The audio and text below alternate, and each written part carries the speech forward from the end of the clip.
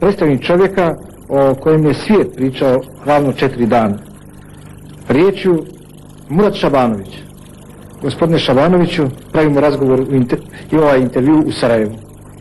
Otkada i otkuda u Sarajevu? Pa ja kao što sam obećao sa centrale, ja ću pravo za Sarajevo doći, ja sam to obećanje ispoštovao.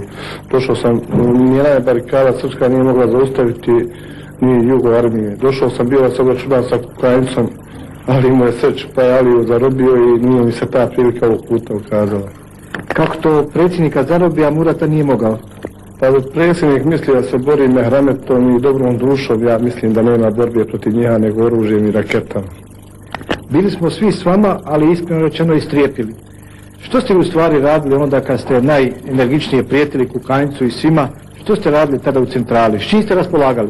Raspolagao sam sa jednom velikom željom da odbranim muslimanski narod, da odbranim narod, jer grama eksploziva nisam imao, a posle apela Perice i Jurića jedva sam mogao pustiti vodu da ide 11.000 kubika u sekundi, da bide nivo vode oko 20 puta veći nego što je, ali nisam radio, pustio sam pola toga posle apela Perice i Jurića i Stipe Mesića i Alije Zerbegovića, Avde Hebiga. I razum je prevladala, sušli smo mostaje, malo smo pustili da ih pretpanimo da bi dobili na vremenu da ostupimo od grada. Grad smo ih ostavili na privremenu upotrebu. Sa svim srpskim kućama, naše su normalno sada pogorile, njihove su čitave, ali na kraju će se račun ispostaviti svakom je, za svačiji. Kažu da je sada u Višegradu uveden pravni poredak. Ma da, pravni poredak se uvodi svagdje gdje uđe Jugo armija i vojska, isto kao i hrvatskim gradovima kad su ulazili, jer vi znate kako se to događa. Tenkovi istjera jedan narod, drugi postavlja pravni poredak, to je za njega pravo. I što mislite, kako dalje?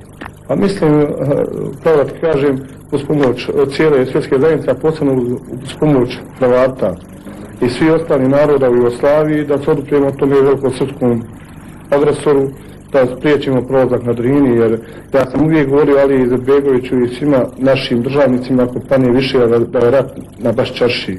Upravo nisu nas čuli, mi smo metak plaćali marku, a uzeo je vrijeme 10 maraka, dok smo imali metaka više nije pao, da smo imali ne bi ni danas pao, bite sigurni. Iako moj brat i danas vodi borbu, ima 500 ljudi oko više grade njihova, ali sela nisu. Mi smo oružje plaćali, kupovali, markama se vranili.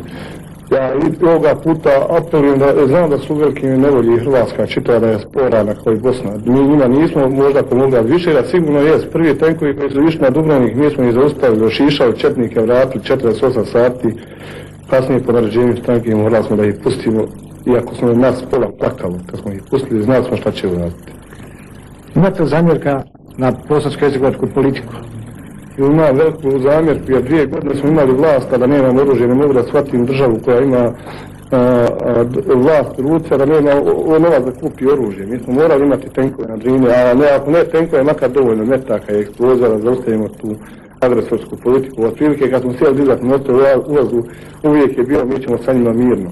A sa njima ne može se mirno, jer vidite šta radi od Slovenije do Višegrada, sve gori, ja sad posebno čujete ovu eksploziju, znači sa njima nema pregovora, oni pregovaraju jedino tada kad ih natjeramo u bjegstvo i gdje su u manjini da dobiju vremenu, da dobiju vojsku pojačanje, da porobe to mjesto.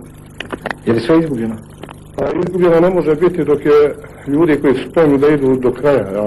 Ja znam, evo u Sarajevu zvanični podatak je oko 35.000 ljudi je naoružano, znači predaje nema, poručio bi svoje javnosti bosansko da se oduprije svim sredstvima, znači sva su sredstva dozvoljena, jer ne možemo nikad igrati prljava sredstva ako oni mi dajemo ratne zločince za djecu, mijenjamo.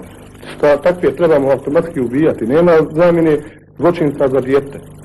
Pa ako nastavi tako, predložio bi, jer da nije humano, ali je ispravno sigurno, kriv za krive, prav za prave.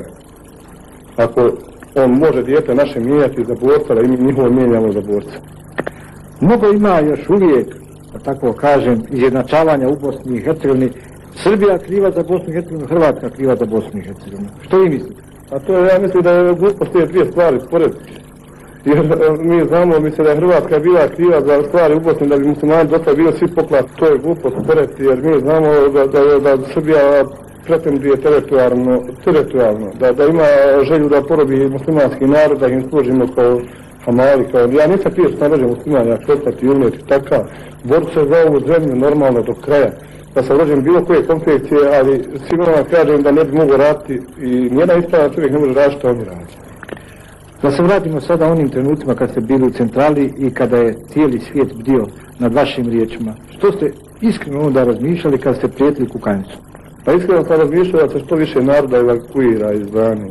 I znao sam da to neću uraditi jer ne možemo mi biti zlikovci jer to nam nema u genima našim, nije da budemo zlikovci.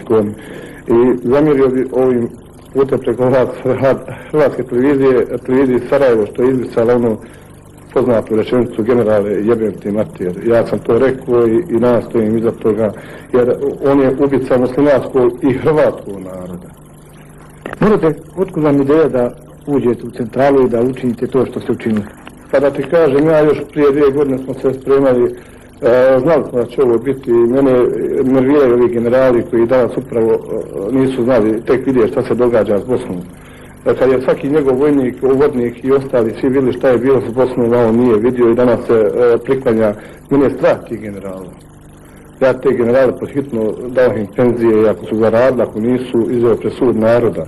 I spreman sam izaći ja pred sud naroda za sva svoja djela koja sam učinio, koja mi se pripisuju, jer sigurno ništa loše nisam učinio ako sam branio. Na kraju 25.000 stanovnika opštine Višegrad i na kraju je izgledala moja kuća normalno, to je njihova stara dobra igra.